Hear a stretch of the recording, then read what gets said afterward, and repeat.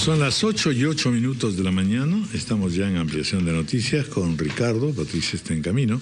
Muy buenos días, Ricardo. ¿Qué tal, Raúl? Amigo, buenos días, bienvenidos. Y vamos a conversar en primer término con la ministra de Comercio Exterior y Turismo, Magali Silva. Ya está Patricia también llegando.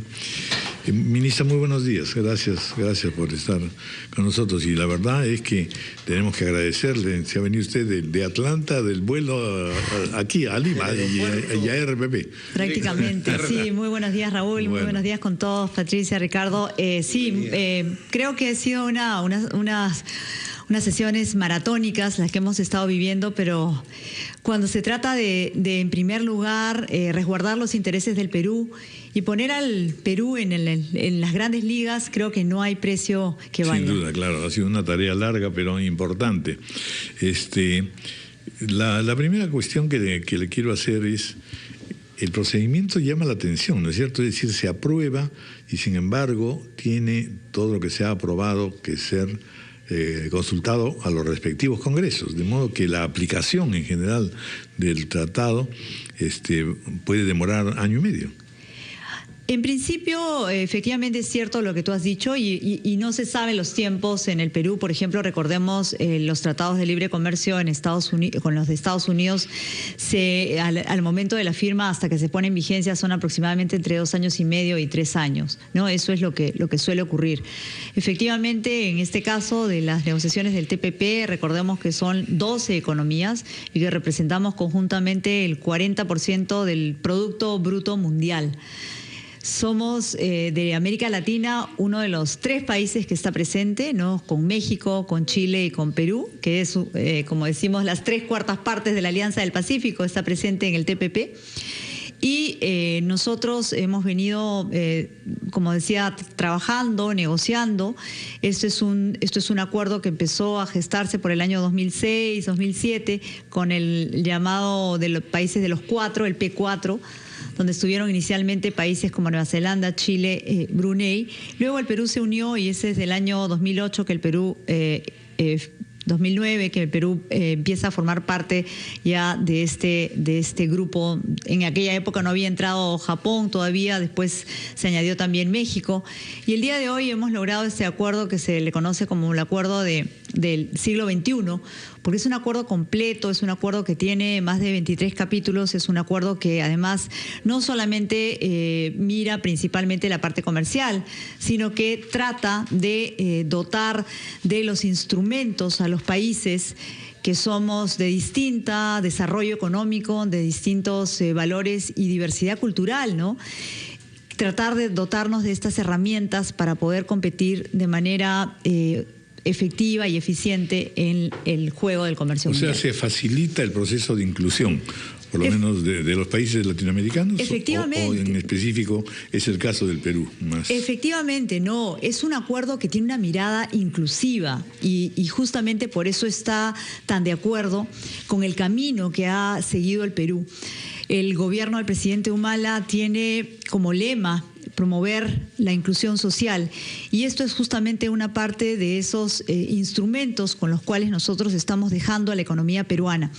Porque yo quisiera señalar que en este caso del TPP es la primera vez que el Perú pone sobre la mesa 2 temas que han sido tomados en cuenta y que el Perú ha seguido luchando porque se mantengan. En primer lugar, el tema de que las pymes, las pequeñas y medianas empresas, se merecen tener un capítulo diseñado para que ellas puedan tener justamente estos elementos para poder participar en este juego del comercio internacional.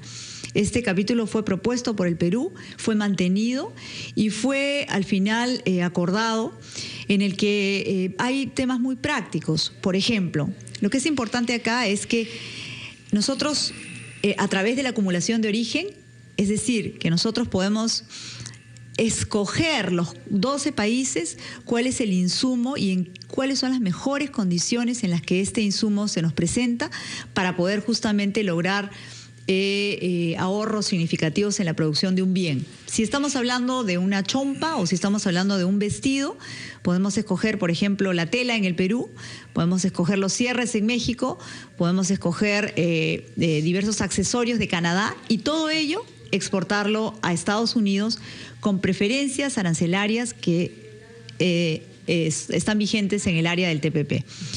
Entonces, esto es el verdadero valor, porque justamente en esa integración nosotros reconocemos que estamos dotando a las pequeñas y a las medianas empresas de eso en los que ellos tienen esa fortaleza.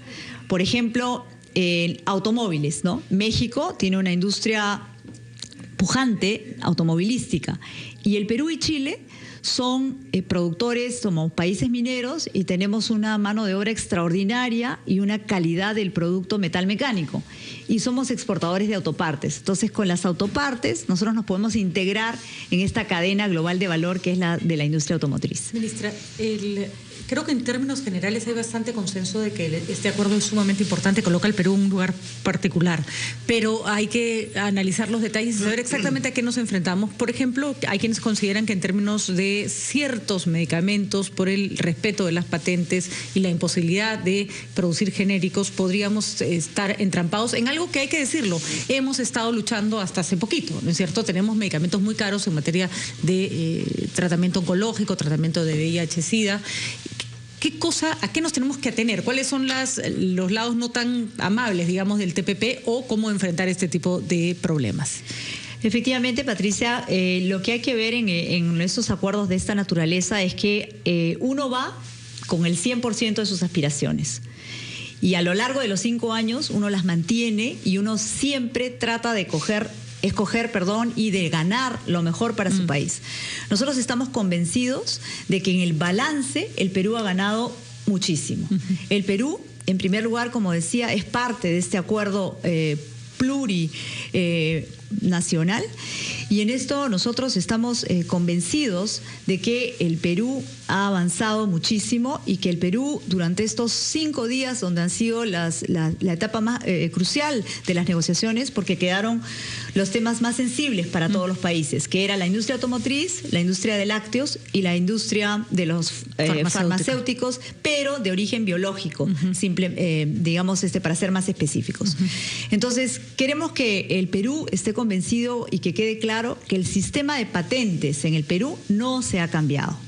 El sistema de patentes en el Perú existe, nosotros hemos reconocido desde el año 93, nosotros protegemos la patente, es decir, lo que nos hace innovar, encontrar cada vez medicamentos más avanzados para la cura de enfermedades. Esto existe, es legislación peruana, no se cambia. Nosotros además lo ratificamos con la decisión 486 de la Comunidad Andina en el año 2000 y esto no se cambia. Lo que nosotros tenemos en el Perú es una legislación que protege los datos de prueba. Y vamos a entrar, ¿cuál es la diferencia entre patente y datos de prueba? Patente, el derecho que uno adquiere por haber hecho algún descubrimiento. Un medicamento. Exactamente, la idea, ¿no? La desarrollo del medicamento. Entonces, estos son 20 años. ¿Y esto lo da quién? El Indecopi. Nosotros vamos al Indecopi y tramitamos nuestra solicitud para que se proteja nuestra invención o nuestro nuevo fármaco, en este caso hablando específicamente de los farmacéuticos. Y luego necesitamos pedir un registro que nos lo da la DIGEMIT, la Dirección General de Medicamentos y Drogas del Ministerio de Salud. En el Perú existe legislación para proteger los datos de prueba. Los datos de prueba es esa información que nos pide medir la eficacia y la efectividad de un medicamento, obviamente en los seres humanos. Y luego, estos datos de prueba existen, tenemos legislación que estos datos de prueba se protegen por 5 años para el caso de los medicamentos que tienen origen químico. Esta legislación ya existe. Entonces, lo que nosotros hemos conseguido en este TPP es que para aquello que no existe legislación, que son los medicamentos biológicos, el Perú pueda, en el momento que llegue, ¿por qué? Porque, como les decía, de acá hasta que entre en vigencia son 3 años, y a nosotros, al Perú, nos han dado 10 años de un periodo de transición. Entonces, en 13 años, de acá a 13 años, nosotros deberíamos haber hecho una legislación que proteja los datos de prueba para medicamentos de origen biológico por 5 años. Con respecto a lo que nosotros somos capaces de producir sobre la base de nuestros recursos, ¿no es cierto? ¿Qué pasa con los medicamentos que nos venden? El problema no es lo que nosotros pedimos que protejan, que nosotros producimos, porque no somos grandes productores de medicamentos, sino somos grandes importadores de medicamentos. No, son para ellos, Patricia, para los que vienen, los que solicitan el laboratorio X. En nuestro país. Pero en nuestro país vienen. De acuerdo. Pero ¿qué pasa con los medicamentos que nosotros tenemos que consumir? Que en este momento son los más caros de la región, justamente porque no se pueden estos tratados, y me parece válido, no se puede importar genéricos hasta que el tiempo de patente no haya concluido. Pero eso no pasa en otros países de la región que hoy día pueden comprar medicamentos más baratos. En realidad, la política comercial, Patricia, per se, no es capaz de regular o de producir cambios. Incluso en el año 2008, cuando se estaban en estas conversaciones, y es una preocupación válida y que surge cada vez que se firman estos tratados, Janice Seinfeld, que es una doctora de la Universidad del Pacífico, investigadora, justamente ella es doctora en Economía de la Salud, publicó un paper de casi 100 páginas en el que dice no se debe firmar el Tratado de Libre Comercio porque ahora vamos a tener que producir legislación para proteger los datos de prueba.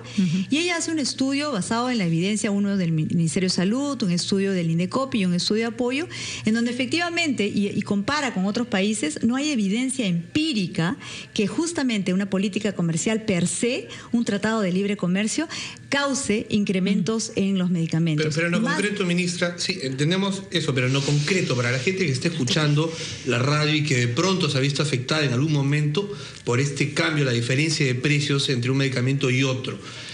La suscripción de este acuerdo, que tiene que ser ratificado por el Congreso, ¿va a significar que algún medicamento va a subir de precio o que no vamos a poder comprar otro de menor Ricardo, justamente valoración? Tratados de libre comercio como este lo que hacen es promover la competencia. La competencia donde en el mercado la ley de la oferta y la demanda hacen justamente que los precios bajen, es lo que promueve.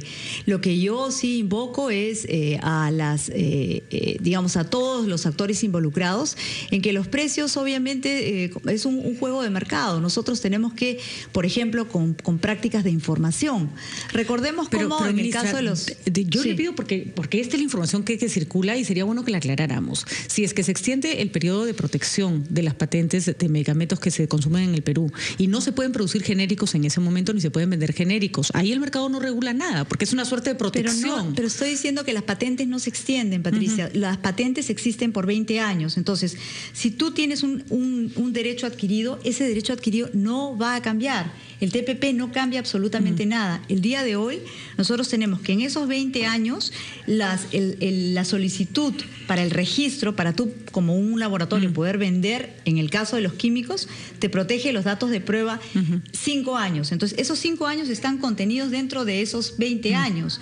Y es así que en el caso, por ejemplo, del Perú, estadísticas, hay una solicitud de protección de datos de prueba de 51 aproximadamente y hay solamente en el momento entre 20 y eso no ha cambiado con esta firma. No. ¿Y eso desde cuándo está? ¿Por qué otros países no tienen esos impedimentos y sí pueden? ¿Por qué cuando se hace la lista de cuánto nos cuesta un medicamento oncológico y lo comparamos con otros países de la región resultamos estar pagando mucho más plata? Si no tiene nada que ver con el TPP me parece magnífico, pero ¿por qué está ocurriendo eso? Bueno, en el caso del Perú, Patricia, lo que tenemos que ver es el tema de las compras públicas. Nosotros, en el caso de enfermedades como el cáncer, por ejemplo, están garantizadas de acuerdo a la política pública que nosotros tenemos. Entonces, si nosotros compramos el volumen, por ejemplo, o si compramos por 3 años, otros países tienen mercados mucho más grandes que en el caso del Perú. Recordemos, por ejemplo, un caso muy sonado, como fue el de la Tazanavir, por ejemplo, donde se compararon los precios a nivel de América. Barato. ¿Por qué? Bueno, en el caso de Bolivia no es exacta la comparación porque en el caso de Bolivia no era un medicamento de marca, era un medicamento genérico. Vamos Así a hacer es. una pausa. 8:22.